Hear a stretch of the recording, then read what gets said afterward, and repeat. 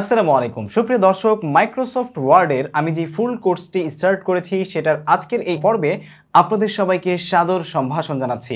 আপনারা যারা Microsoft word বা অফিস অ্যাপ্লিকেশন শিখতে চান তারা ডেফিনেটলি আমার এই সিরিজের ভিডিওগুলো ফলো করবেন।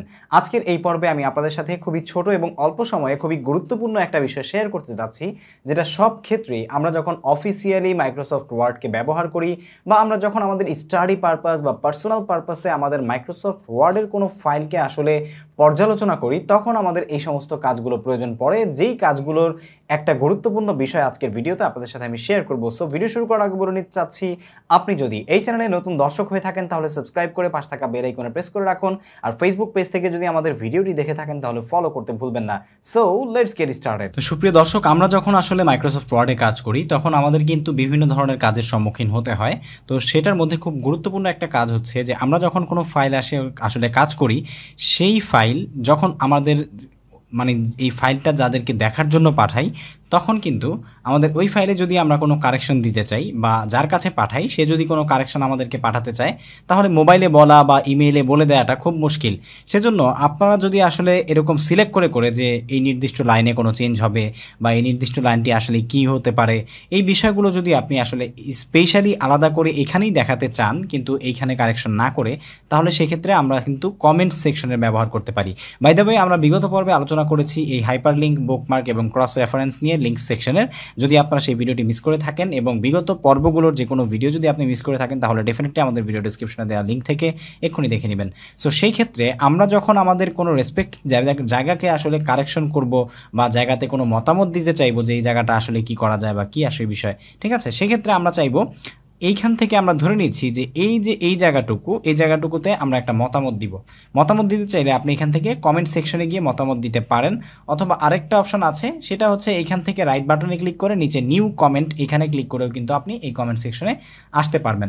সো কমেন্ট সেকশনে আসার পরে এখানে আপনি লিখে দিতে পারেন যে ইজ ইট ওকে, এটা আপনি লিখে দিলেন, ঠিক আছে।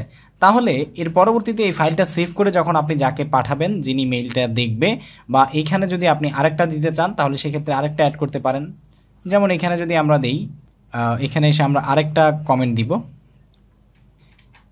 Add new font on this section অথবা অন দিস লাইন, ঠিক আছে। তো এটা আমরা দিলাম।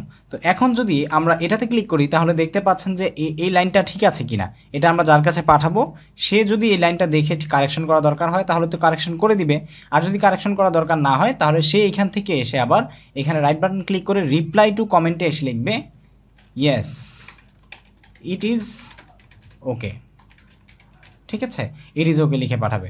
তো এরপরে যখন আমরা এটা দেখব, দেখার পরে যদি সব ঠিকঠাক থাকে আমরা চাইলে এখান থেকে জাস্ট ডিলিট কমেন্টে দিলেই কমেন্টটা ডিলিট হয়ে যাবে।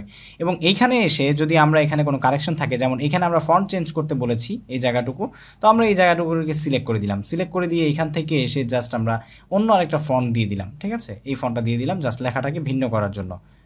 এটা আমরা দিয়ে দিলাম এভাবে, দেওয়ার পরে এখানে এসেও আমরা এটাকে ডিলিট করে দিচ্ছি, ঠিক আছে, দেন আমাদের কাজ শেষ। তো এইভাবে আমরা যদি কাজ কারেকশন করে কমেন্ট দিয়ে পাঠাই যে কোনো জায়গায়, তাহলে সেক্ষেত্রে মোবাইলে আমাদের টাকা খরচ করে বা অনলাইনে আলাদাভাবে বলার কোনো প্রয়োজন নেই, জাস্ট ফাইলটা দেখলেই বুঝতে পারবে যে এখানে কোথায় কি কারেকশন আছে। সো মাইক্রোসফট ওয়ার্ডের আজকের এই ভিডিওটা আপনারা ছোট হলেও আশা করছি অনেক গুরুত্বপূর্ণ একটা জিনিস শিখেছেন। যদি ভিডিওটি ভালো লেগে থাকে তাহলে অবশ্যই লাইক দিবেন, কমেন্ট করে জানাবেন কেমন লাগলো, শেয়ার করবেন আপনার বন্ধুদের সাথে, এবং পরবর্তী পর্বগুলো পাওয়ার জন্য অবশ্যই আমাদের চ্যানেলটি সাবস্ক্রাইব করে পাশে থাকা বেল আইকনে প্রেস করে রাখুন। ফেসবুক পেজ থেকে ভিডিও দেখে থাকলে ফলো করতে ভুলবেন না। আজ এ পর্যন্তই। আসসালামু আলাইকুম ওয়া রাহমাতুল্লাহি ওয়া বারাকাতুহু।